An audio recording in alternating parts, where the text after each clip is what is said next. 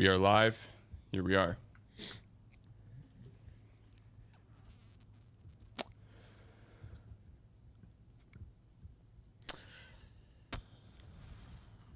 Gotta love it. You gotta love this shit. Oh, I forgot. I wasn't looking. This is a hotel mic. Yeah. It's a good connection for a hotel. Clear. No sketchiness. I wish it wasn't. I wish it was bad. Just do it myself. Should I, so my wife is out of the country. After the podcast, should I go to the movies by myself or hang out with my dog? What movie would you see if you want? Civil War. Wife has no desire to see it. Go see a movie. Yeah, see a movie. And then hang out Disconnect. hang out with my brother. Disconnect. Just go take in a light film about a Civil War. That's what I'll do. Then I'll hang out with my dog.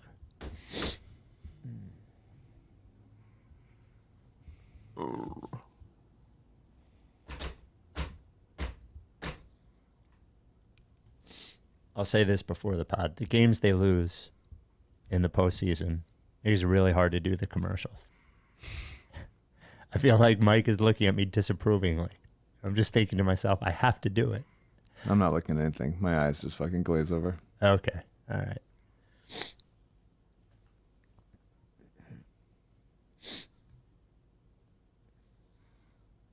All right. Let's just go. Oh, I forgot. There's going to be Knicks fans in the chat. The Rights to Ricky Sanchez podcast is presented by DraftKings Sportsbook. Sign up for DraftKings Sportsbook by using promo code RTRS. And brought to you by Pavorsky Jewelers, where Rights to Ricky Sanchez listeners go and get engaged. Surfside iced tea and vodka from Stateside Vodka and Kinetic Skateboarding. Get 9.1% off your first order with promo code Dave Silver. On the show today, Sixers drop a tough one in Game 4 at home, go down to the Knicks 3-1, and are in a precarious position on the verge of being eliminated in the first round of the NBA playoffs. I did mention Surfside. Stateside decided to make the most cursed bottle of vodka of all time. You simply cannot not get this cursed bottle of vodka that has the year on it. There's only 1,000 of them. You can put it in your liquor cabinet and look at it years later and think to yourself, wow, what a dumb fuck I was to believe that this was the year. We will put a link in the show notes.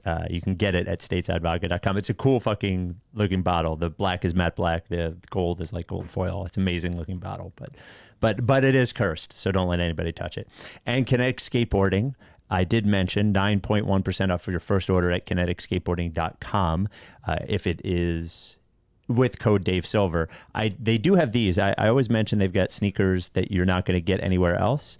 The DC Truth OGs in blue and red, which look like, if you look at the tongue, if you go to the other picture, CJ, look at the tongue. You see that? Looks familiar, right? Looks like that old Sixers logo. These are pretty dope. I'm obviously not a skateboarder, but I would wear these. I would get called a poser. Go to kineticskateboarding.com and use code Dave Silver for 9.1% off your first order. Without any further ado, Amos and the chef.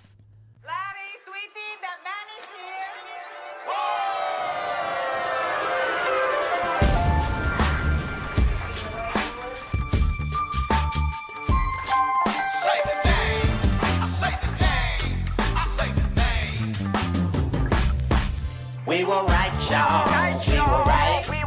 Even when it went wrong, we were right. We was right, y'all. We were right. So say the name. Say the name. We were right, y'all. We were right. Even when it went wrong, we were right. We were right, y'all. We were right. So say the name. Say the name. Say the name.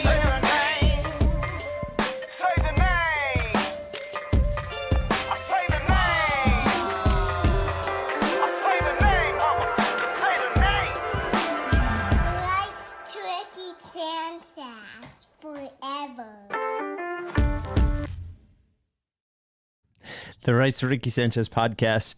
Wait, no. I don't even know how to start the podcast. I'm Spike. That's Mike. His eyes are glazed over. He is in a hotel room. Sixers are down 3-1. I'm in San Diego. Got the Phils 2 wins the last 2 days. Oh, that was thank nice. you for that. Thank you. Are you responsible for the Bohm heater? I assume. Well, more Ranger, but I feel like Okay. I've at least contributed a little bit to Bohm. Last time I watched this playoff game in a hotel room was the Eagles Super Bowl, so I was hoping that would, the good Eagles Super Bowl. Yes. I thought that would help, but it Didn't. Embarrassing once again. Sixers embarrassing us. Just not a serious basketball team. Once again, beat on the offensive glass. Over and over and over again, beat on the offensive glass. They're slow to every ball. They have bad hands. They don't want it as much. They're unathletic. They're not keyed in with each other. Just like over and over again, the Knicks are the team that is more athletic and gets to every ball. They had 15 offensive rebounds. The Sixers shot 35% from the floor. They played prevent offense and kneel downs in the fourth quarter. Didn't hit a shot the last 5 minutes. A real embarrassment all the way up and down the roster and the coaching staff. Sucks. Just like fucking sucks, dude. Like those 2 Josh Hart rebounds to end the third quarter. They just got out-muscled and out-hustled to every rebound and every loose ball. Like just one of the things that frustrates me the most about this team and has for the last 5-6 years, whatever, is just how slow and unathletic they are. And it seemed like the Knicks had 6 players and the Sixers had 4. Like it just felt that way. And they lost because of it. Obviously, Jalen Brunson played a tremendous game. The guy's unbelievable. Hit a ton of tough shots. And at the end of the day, they still only scored 97 points despite having 15 offensive rebounds. He had 47 points. The rest of the team had 50. If you rebound the goddamn basketball and don't have a couple really bad Joel turnovers in the third on some pretty ill-advised passes, which would have been another turnover if Maxey didn't make an incredible play on the baseline or the sideline. Just like, you let them get out in transition, you fail to match up. You let them get offensive rebounds, you fail to box out and grab the goddamn ball and be physical with it. Just like over and over again, the Knicks were the more physical team and they won because of it. Even though the Sixers went to the line more times, they hit more of their foul shots. Like it's just is a really, really embarrassing loss. And it feels like every loss is different and a magical, beautiful snowflake in its own right. But this one at least had the same shape as a bunch of other losses where it's just like bad communication, low IQ plays, Maxey not realizing Lowry was going to miss on purpose. Just over and over again. Other teams do the little things. Sixers haven't done the little things, and they lose because of it. It's a really fucking embarrassing loss and probably means the end of the series. I don't find the loss to be embarrassing, to be honest with you. Like, I don't think that there's anything that we know about them now that we didn't know about them when we were calling it the best team that Embiid's ever had around him, which we did several times this year. It's not a different team than we thought it was coming into the series. It is like on some level, I think they are hurt by the fact that they are sort of assembled, that there are a bunch of guys who have played together very little overall, to be quite honest with you, less than a season for anybody aside from Maxey and Embiid. Embiid played half the year.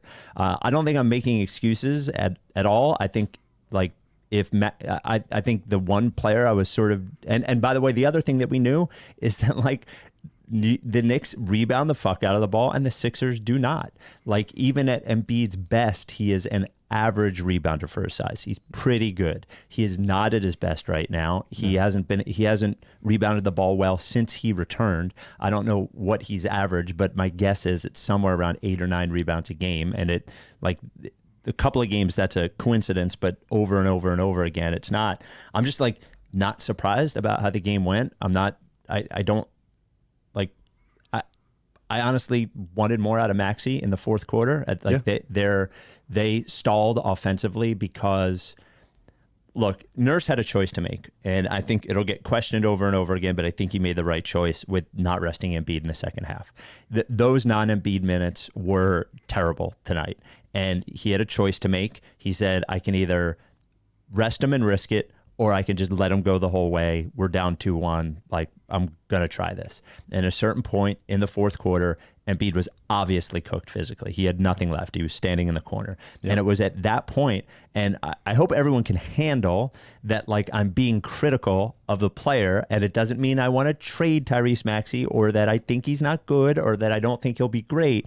But when Embiid is in that position, and it's on you, and they tried to run the offense through Maxey. They did, as the offense struggled in the fourth quarter. And he could not get open. And when he got to the rim, it was not as clean as it normally is. And like, I genuinely believe if Maxey has a 12% better game, they win the game. Like, yeah.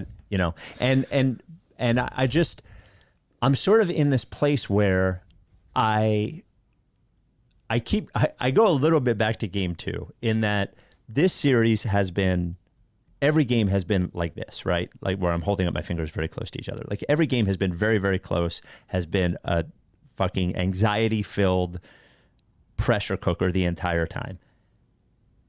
It's hard to win the series when you go down 2-0 when all the games are like that.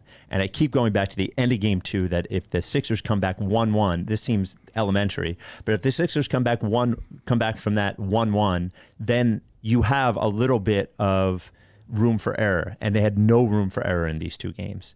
And unfortunately, like, a lot of people are criticizing Embiid for not scoring Embiid at all. It wasn't his best game, but he's been tough the entire time, has taken it upon himself to lead the team the entire time. And they just don't, like, in these first 4 games, they have not had it enough, but it is truly, this series is truly like a hair away from, I'm not saying moving forward, but at this point is a hair away from being 2-2 or honestly even 3-1 the other way. And of course, but but like, there's only so many times you can say that over the course of 7 years. But I don't say that. Like, I haven't said, I understand where you're sick of hearing it, but it's not something that I've said or that I've felt. That's so fair. You know, like, no, I agree with you, and that's a fair point. It's just like, you can't always be the ones that lose these close games. You just can't. You can't always be the ones to lose these close games. And like, if they don't let up those couple offense rebounds in the late third quarter, and they get a little bit more offense from guys, and Joel doesn't turn the ball over in pretty embarrassing ways at that point, then you can go like, okay, let's steal 2 minutes of game time without Joel. And whether that means B-ball Paul or whether that means like, fuck it, let's try to go small and throw a different look at them. It just felt like Daryl always talks about how like the one lever you can pull in the playoffs is playing your best players more. And that is a lever that works for other teams and it doesn't work for us, because the more that Embiid is in, yes, I agree. He becomes less effective and he just doesn't make those plays. And even like, he gets mentally tired because like they're down, I don't remember what the point, like, a little bit, 3 or 5 or something like that. And Embiid presses Jalen Brunson. And that is a decision made out of frustration. Yeah, I would agree. When he has no chance of staying with him, almost regularly 94 feet is tough to pick up a point guard, any point guard, but he's going to do it when he's played 40 some minutes and he's already hobbled, and he does it out of frustration, and he covers him till like the 3-point line. He goes, okay, I'm going to go back to my guy, but and then there's nobody there. There's nobody there. Right. And he gets a layup out of it. And if he just sits back, then maybe the Sixers still have a shot of winning this game. Obviously, they were, it was a 3-point game if you stop them there or whatever, instead of giving up that easy bucket. I mean, I do think it's really embarrassing because of the sheer amount of decisions and 50-50 balls that went the other way. And I feel disappointed in Nick Nurse. They got pummeled on the glass in the first game of the series, and Nick goes like, maybe it is just as simple as we got to box out better and go get the ball. But maybe it's not. I got to look at it. And like nothing. What's he going to do to take He has not tried anything else. What could he try? Try running 5 out or KJ Martin or play B-ball with him at the same time. B-ball was a bad B-ball game for sure, but it's 3 or 4 minutes. And like, he was obviously I've been wanting for, I've been minutes, claiming for, he was definitely bad. Yeah. But it was like, try for Ricky Council, who's a fire starter and can like, get something going. It's just, there's trade-offs and there's decisions that could lead to other stuff, but it seems like the Knicks had, when Boyan went out after playing one game and 1 minute and Hartenstein goes out, they have like nobody. They're just hanging by a thread. Deuce McBride played an incredible game. He's never missed a shot against the Sixers. It's unbelievable. And they're the team that just like goes and makes the plays, and the Sixers aren't. I just expected a little bit more creativity and juice than I'm just gonna leave Joel in. I do think for the most part it was still a very good Joel game. He had some great passes in the first half. The full court bounce pass to Tobias was awesome for a dunk. Even him fouling out Hartenstein in the third quarter. Yeah, 5 fouls. Yeah, just deciding what he didn't foul him out. You know what I mean? He just deciding I've had enough of this and I'm just gonna bait this guy. But that's what. But then again, and it feels like that. And this is not backed up by data, but it always feels like when Embiid decides to foul somebody out and then gets a quote unquote easier defender on him. The Sixers role players, when they're not hitting shots, that's a harder matchup for the Sixers because then the other team knows, well, we think Hartenstein can do a pretty good job of covering him straight up. And sometimes they're right. But we know that Precious Achiuwa can't. So let's put OG Anunoby on him and let's send help. Right. And let's send help from all over the place. And let's double on the bounce or on the catch or whatever it is. And to be able to do that and deny the ball from Maxey and not punish that with role players hitting shots is bad. I mean, Tobias Harris was 0 for 1 from 3 in this game. 0 for 1. The bench as a whole, aside from the campaign 3 and the campaign floater, did not hit a shot. And it's just too many guys not being shooting threats. Even like the end of that, the possession that end with Precious blocking Embiid's 3 for a shot clock violation. Lowry had a shot, could have gone up with it, but decided to make the extra pass, and then Embiid had to shoot it. It's just like too many guys. Even Melton, who was, good for him for playing. It was nice seeing him out there. He missed both of his threes and kind of didn't make an impact on the defensive end. But like even just him being willing to shoot that quickly and pull up and shoot it off the catches, it was a breath of fresh air. Tobias gets an opportunity at the end. There was no chance he was making that corner 3. There was not a chance in fucking hell, in any universe, in any fucking multiverse, Tobias Harris misses that 3. And as the game got more physical, Tobias got more useless. He had a nice start to the game. They try to get him the ball in like easy positions, let him seal inside. He had a nice downhill finish in like transition where he uses off arm to fend off Anunoby. But like then the game gets physical, and anybody nearby him, he's not getting that rebound. He's just not. And over and over again, Tobias being like, oh, his fingertips, he just missed it. The amount of times that it's Tobias, Maxey had it a couple times, Batum had it a couple times, Embiid partly because of how taxed he was, watching rebounds fall and watching the Knicks get it. Like you see a Sixers shot go up, and everybody's getting back in transition, which I understand because the Knicks pummel them in transition, and their half court defense is pretty good. Even when Brunson goes off as much as he did, their half court defense is still pretty good.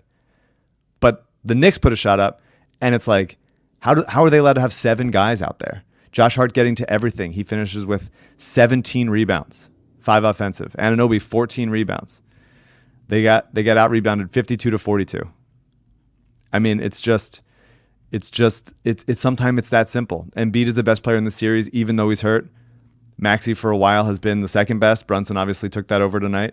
But to just not have enough guys, and for Daryl to not have gotten enough guys, and for Nick Nurse to not have trusted enough guys, where you can go, okay, we have counters to some of these more athletic teams, and we can meet them at this point, and not just go, hey, box out. It's a failure on every level. It is, and I don't blame any one person individually. I agree with you that I think Maxey took himself out of the game too much. The Knicks did a good job of denying him the ball. It was pretty much a non-factor offensively in the first quarter. They had a couple in the fourth, yeah, yeah, for sure. I mean, like he had a couple great plays. He still finished with what did he finish with? 23 points on 21 shots, 6 rebounds, 6 assists, 1 turnover. Like, he's still a good player. Like, him being out there, 3 of 9 from 3, pretty nice. A lot of step backs. Had a good drive and dump off to Oubre in the dunker spot late.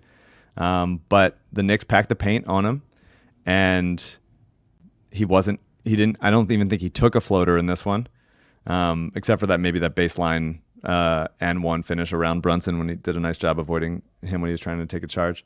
But Maxey, because of how ferocious and athletic the Knicks were around the rim defensively, I think he only hit 1 layup, and that's not common for him. And if they're going to do that, whether it's double Embiid or pack the paint on him or send help on Maxey, then it's got to be somebody else making him pay off a kick out. And sometimes they did that, but they shot 9 of 33 from 3. I mean, Tobias took 1 3 in that game in 34 minutes. He took 1 3. They keep leaving him wide open, and he just can't make him. Well, I mean, he's been atrocious for 2.5 months now. Yeah. I mean, like, he's been waiting to leave for 2.5 months. There was actually one point at which there was a ball right in front of him that I was dying for him to get on the ground and get. Yeah. And he looked relieved that Paul Reed got in the way, so he couldn't dive after it. So many of those kind of miscommunications, like ball just tipping out. It's just like, somebody just grab the motherfucking ball and like don't look around, just fucking grab it and squeeze it, and like don't let anybody take it from you. And the Knicks do that all the time, and the Sixers are like playing fucking volleyball with their like the fingertips, and it's brutal. And Tobias also defensively had a couple nice possessions on Brunson. Obviously, Brunson made some tough fucking shots on him, and he got him to bite. Like, I don't even hold that against him. He did a pretty decent job. He was fine on Brunson. Pretty decent job. Yeah. I'd obviously rather have Batum or Oubre on Brunson, but when Tobias got switched on to him, I thought he did like a fine job.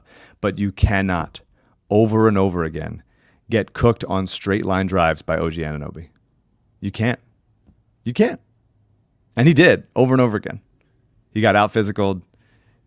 OG would like do a little bit of like a chicken wing push off, and then Tobias would fall back and have like, it would take him, you'd need like a crane to have to pluck him off the ground to see if he can contest that shot. It takes so long for his body to move to then like recover and contest.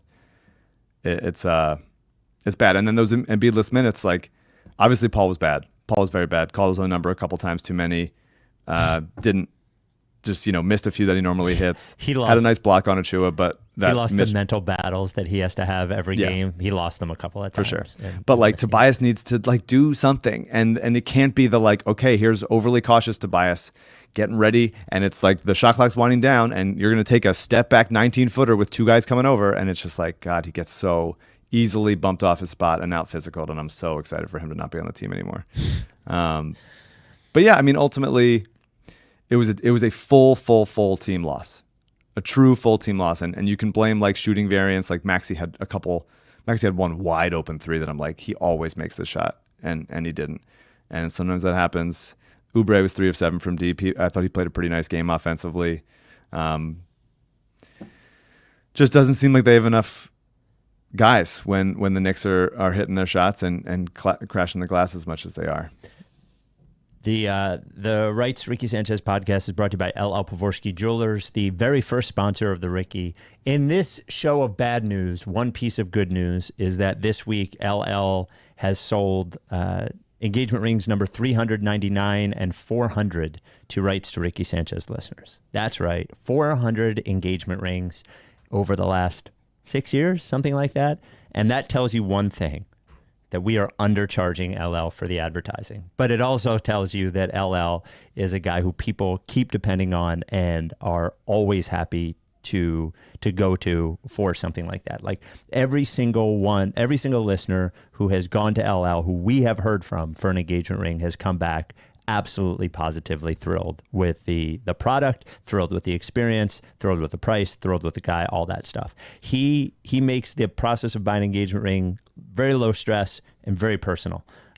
Some say even too personal. He wants an appointment with you rather than you just walking in, and he wants to do that so he makes sure he can give you all the time you need, also collect whatever information he needs to before you come in so he can have stuff for you to look at when you come in. Just a gentleman, a scholar, and, well, I don't know if he's a scholar, but definitely a gentleman.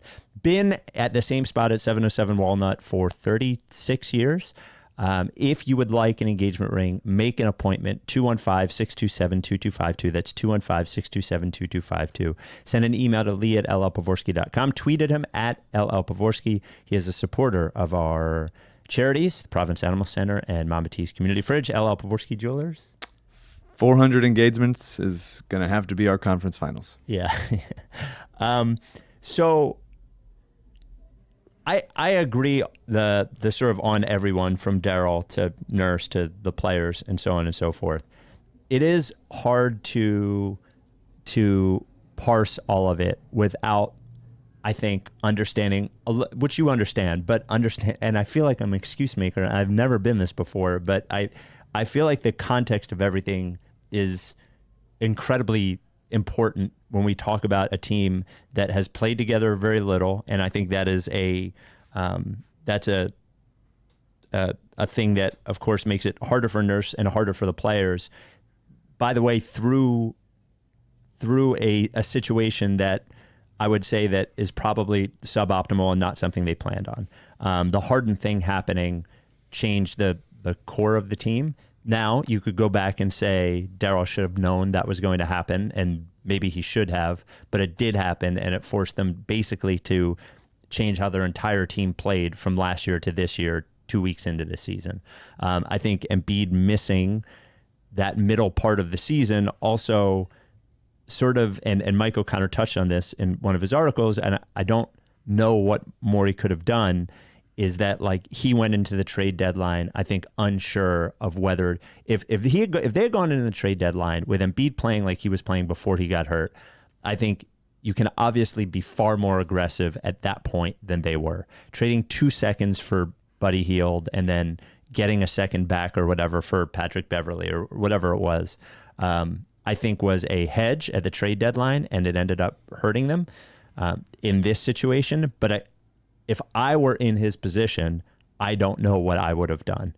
And then when it comes to like adjustments that Nurse has to make, I think on some level, and I used to say this about Brett all the time, on some level, he's only dealing with the people that are there. And when every game is like basically a 1 or 2 possession game coming down the stretch, it's very hard to do something that you haven't done all year or put a guy in the game who was a two-way player until the final game of the season. Sure, there's just got to be another ant. There's got to be, you got to try something. Deuce McBride was barely in the rotation this year, and he's hitting big shots. I mean, Mitch Robinson's out for the game, doesn't play. Isaiah Hartenstein gets in foul trouble, doesn't play in the fourth quarter. But Precious Achiuwa has played a ton this year. Yeah, and he's not. And I like him, but like Knicks fans, he's not like the game breaker. He's not like we got Achiuwa, like we're locked in. He's played well all year. They didn't take some guy who had not played all year and put him in the game. It's still inexcusable. Regardless of they have excuses. Boyan gets hurt. Like everybody has excuses. There's all plenty of reasons. And like the Knicks had, this is Harala Bob retweeting Mike O'Connor. The Knicks had a 73% offensive rebounding rate in the 32 offensive possessions with Hartenstein off the floor. The Knicks closed with this is Mike O'Connor, closed with a 6'1", 6'1", 6'4", 6'8", and 6'8" lineup. They're not like Minnesota out there. It's just there's just a lack of going and getting the fucking ball, and a lack of like being athletic enough and physical enough and like locked in enough and engaged enough, all of it, to make those plays. And then that on top of, missed bunnies or getting out physical and everywhere else. Like I really don't understand Joel passing up a wide open jumper and then going in for like a reverse and inviting the defense. That's a horrible decision making on his part, which happens when you're playing more minutes than you ever have and you're overtaxed. I also wonder if he knew he didn't have a jumper in him at that point. Like the two things I thought about looking at that was a 12-footer. I think he was just like, oh, I'm just going to dunk, but he then like didn't have the. Or he was trying to get an and one or something. Yeah, he just fucked it up. Yeah. It's really frustrating. It just sucks, man. It just fucking sucks, dude. And he's still obviously a very good player. And I thought like he hit a floater and a hook shot, and he looked great spinning and shooting over either shoulder with Hartenstein on him rather than Mitch. I mean, his touch was great for a lot of the game. And then like, as has happened over the course of these playoffs so far, maybe it was when he like stepped on Josh Hart or he rolled over Brunson or whatever. Like he didn't have that lift and explosiveness in the third and fourth quarter, and they they did a good job. I don't think they let up an offensive rebound in the first quarter, and then the second they started getting some, and then obviously in the third and then the fourth it just came crashing down, and it just to so often get a couple stops forcing tough shots. You force this tough shot, you make it hard on him, whatever. You just got to close out a fucking possession. And then then that gives Brunson so many more opportunities. Like he obviously played very, very good, but he didn't shoot like 20 of 25. Like he was 18 of 34. He's only 2 of 8 from 3. Like you make it hard for other guys. The Knicks were 7 of 27 from 3 on the game. And you just got to fucking rebound the goddamn ball. You got to get to some loose balls. You can't give it up like that. And they just so easily just had like lackadaisical effort. And whether that's conditioning or just personnel or whatever, you just wish that, obviously a coach can only do so much, but I didn't see the sort of, aside from, regular play calls that he does, like over the course of a game. Like I'm not saying he did nothing, but I didn't see that like, here's my ace in the hole that we're going to play to try something for Nick Nurse, because they just kept getting beat the same way. It was just over and over again, the guys that are out there. Yeah, it's and it is especially annoying that like opening night of this season, Drew covers Embiid, and no, I guess it wouldn't have been opening night. Yeah. First. Oh no, because it's Sixers Celtics, so it would have been the first time that the Sixers played the Celtics this year. Drew covers Embiid, and you're like, oh, that's interesting. That's good. I remember saying on this podcast, that's good for him to see that because they're going to try so many different ways to stop him. And here comes OG Anunoby, who is obviously a bigger, longer defender, can switch 1 through 5 and all that stuff, but like, he's not big enough to cover Joel. He shouldn't be big enough to cover Joel, and he doesn't get enough good looks. His teammates don't get him the ball enough in the right places, and certainly his teammates don't make enough shots around him to make them pay for doubling. You got to punish that help, and they didn't. And then on top of the some unforced errors like Embiid pushing full court for really no reason whatsoever, him going like 1-on-3. It's just not necessary sometimes. But he's still incredible, dude. He fucking incredible around the rim, altered so many shots. I have no problem with overall with Embiid in this game. He didn't play a perfect game, sure, but of course. he was. But because of you just got to know that like if he's not 100%, the first thing that's going to go, the number one thing for Joel that's going to go is rebounding. When he's not 100%, when he can't explode. But you off keep of saying it. this, so Nick's he's got to try something else. It can't be like Tobias, just like go get him. Don't like the Doc Rivers clip of like, come on guys, like that's basically what it is. I understand the frustration. I do. Very very frustrated. I am as frustrated. My position on this is the Knicks have good rebounders and the Sixers do not. Like, end of story. The Knicks have been a good offensive rebounding team all year long. But rebounding is a different skill than just shooting. You're right. But rebounding is a different skill than just shooting, where it's like I have good touch from the perimeter or whatever. It is a mindset, and if you're going to attack the offensive glass, if the other team is going to attack the offensive glass, then they are giving up some stuff in transition. And if you can squeeze those rebounds, and then you have 3-on-2 runouts, then you can make them pay and make them second guess crashing the glass as much as they do. And they just didn't. And that's not entirely on Nick Nurse. It's not entirely on Joel. It's not entirely on Daryl. But some collection of those guys and the role players on this team had to do something to stop it. And for the third time this series, in big fucking moments, the Sixers got absolutely brutalized on the offensive glass and in 50-50 ball physicality moments that they just like came up short again because they didn't have the effort, they didn't have the focus to stop the Knicks from getting exactly what they wanted. And then finally Jalen Brunson got hot and he made him pay enough. But even they should have won this game. They still should have won this game. Jalen Brunson should have scored 47 points and the Sixers win this game. I mean, it's just, he was incredible. Guy's the man. Love watching him play when he's not playing the Sixers. But like, they should have won this game despite that.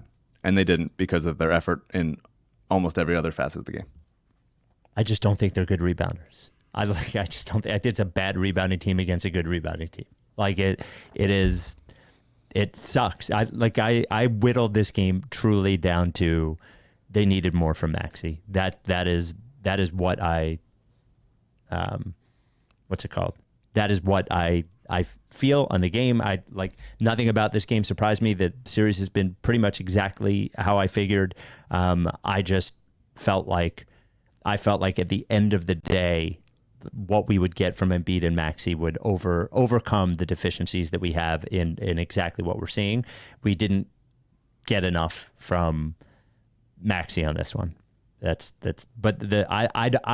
personally do not think that there's anything Nick Nurse can do at this point to turn the Sixers into a team that can stop the Knicks from offensive rebounding.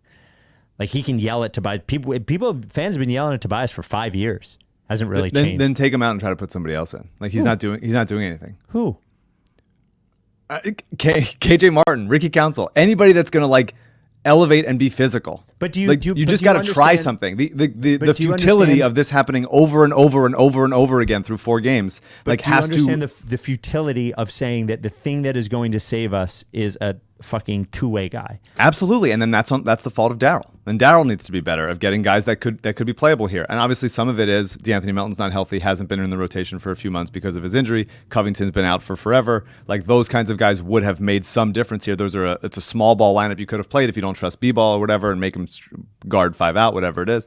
But like that's why I'm not blaming anyone individually. But like it is so many things, and I can't just shrug my shoulders and go like they're not a good rebounding team. Hope they hit enough shots. It just there has to be more. I know that the Sixers like video room and the assistant coaches are fucking grinding and thinking about like how can we make up for our team's mistakes, just like the Knicks are. How can we make up for the things that our team is not good at? Like for example, Nick Batum denies Jalen Brunson the ball in the half court, and then it becomes a Deuce McBride, Precious Achiuwa pick and roll. And you're obviously, as a Sixers, fucking fine with that.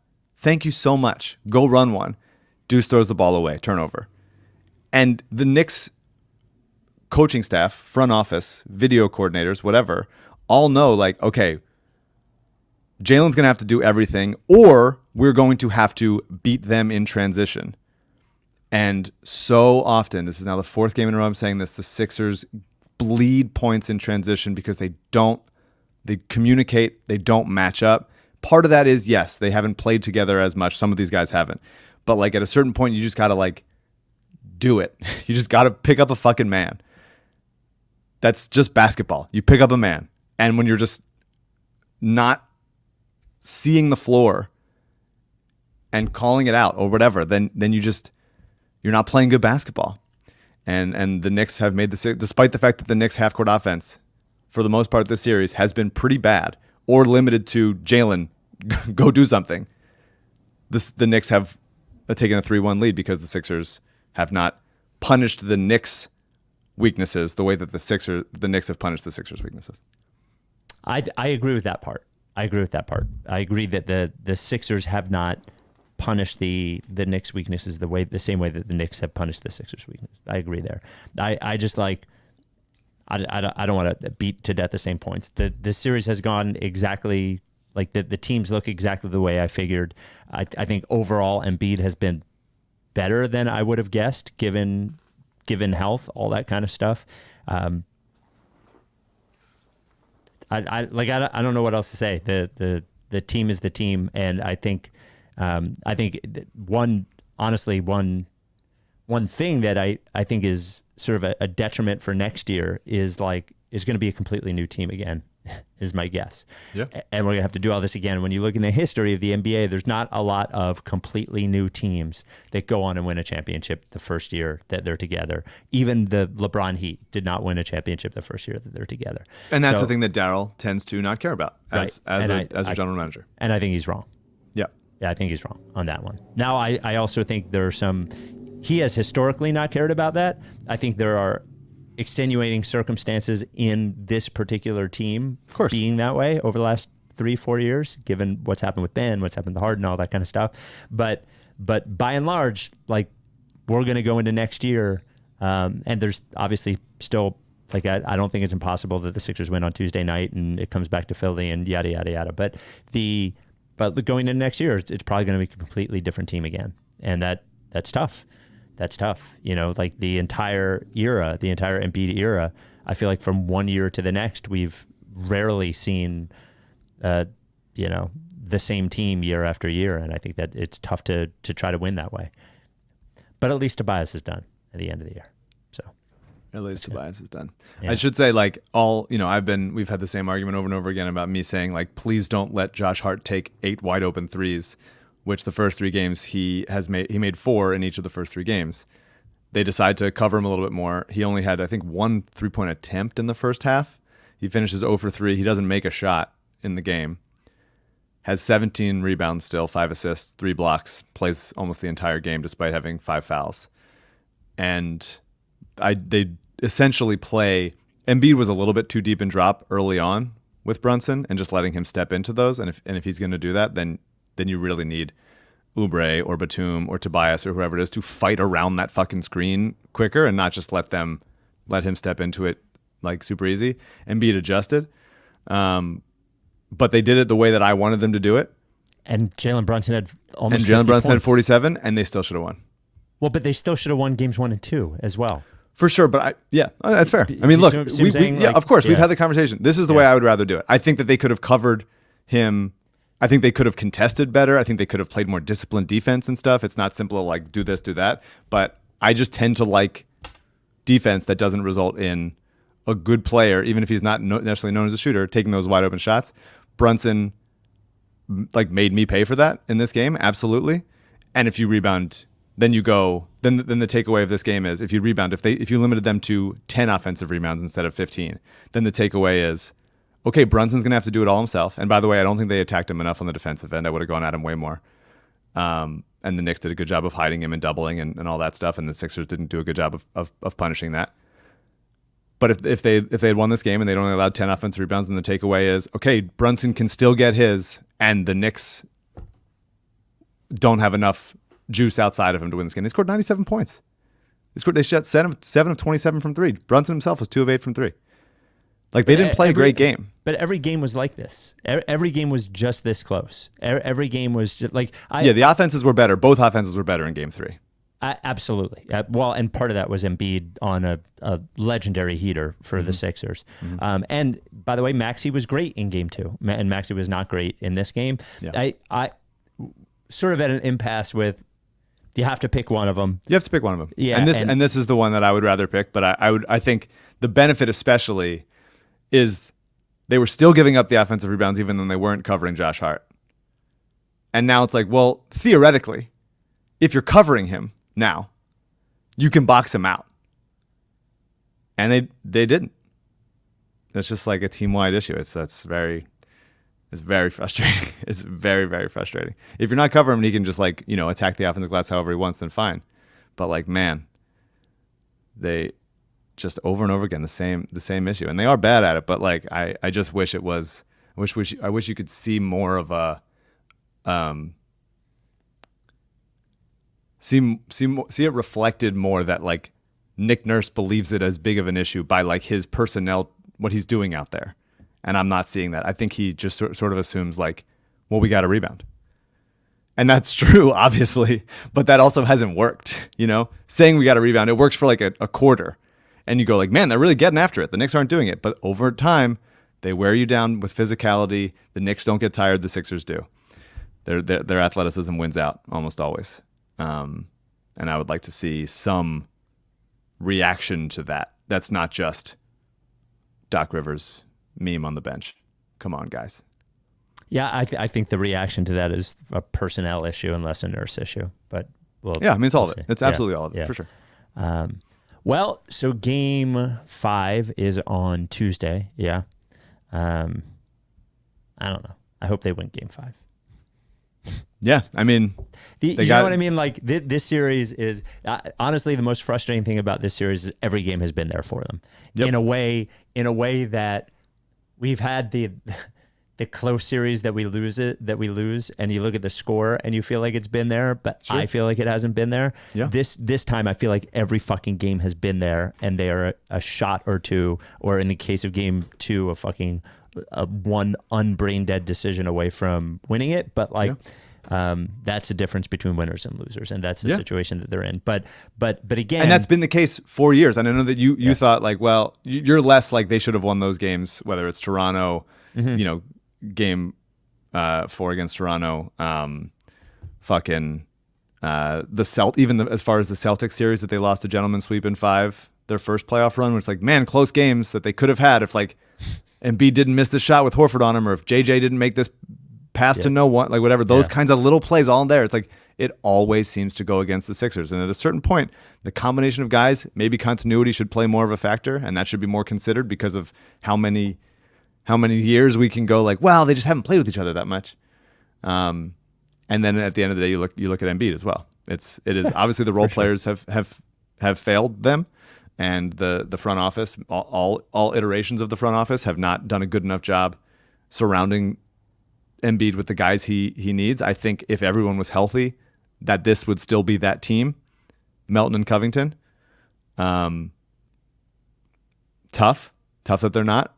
But other teams bounce back from those injuries, and the Sixers are not. And so, well, and the Knicks have bounced back from those injuries. Like Anunoby got traded for at the deadline, or 2 weeks before the deadline, and missed a ton of time. Absolutely. To your point, McBride did not play a lot for much of the year. Mitchell Robinson was in and out.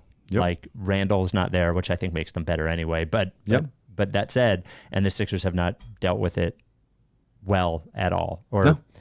But all that said, like they're a Tuesday win away from me thinking they can win this series. Maybe. Yeah. I mean, like, so. But it's not like you can feel. It's not like you can feel great about like home court advantage at any point. No. And for all of the people that complain, first of all, the number of people complaining about the way it sounds who did not buy tickets, like. The only people who are allowed to complain about that are the people who bought tickets. If you did not go to the game, then you can shut the fuck up about Philly fans selling their tickets. This team is that the franchise's failures over the last 7 years are the reason that people sell their tickets. Full stop. If this was a team that everyone believed in, there would still be Knicks fans there because they'd be willing to pay a premium, and there would be a percentage of people who would, in the history of going to Sixers games, there's always Lakers fans there. There's always Knicks fans there. Bulls, there's always Bulls fans there. There would be fans, but they have not given people the reason to say, I can't miss this. I have to be there, and not just sell them. And when you're a season ticket holder, which I was for years, and I guarantee you season ticket holders got fucking pummeled this year because the Sixers did not do well selling tickets. You could see in the amount of times they were begging people to buy single game tickets. You get pummeled all year. You spend a ton of money on these fucking tickets. And then finally you get to the playoffs with a team that you probably don't believe in. And some schmuck from New York is willing to pay 5 times what face price is. And you just fucking take it. And I would not, like, the Sixers have not earned these people can't sell their tickets thing. No, and the dread. Yeah.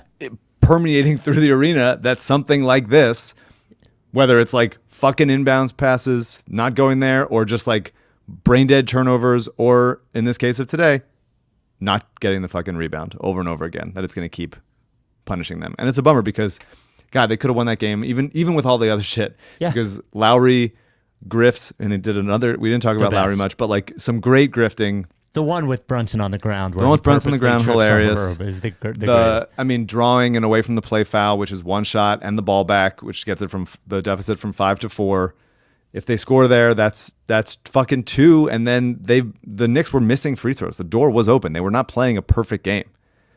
And Embiid instead dribbles in to take a tougher shot for no reason. Doesn't dunk over like a bunch of 6'8" guys, and they lose. But they still had a shot even with all the horrible every game play that is every game. Every game. Every game. Every game. But again, that's the difference. Winners win these games, losers don't. So if the Sixers want to be winners, they got to win the close games. You know, like this is what the playoffs are. It's the difference between moving on and not moving on. And that is the sort of analysis that you come to this podcast for. So do not feel dead, and I will not feel dead until they're dead. But they are on the brink, man. They're definitely on the brink.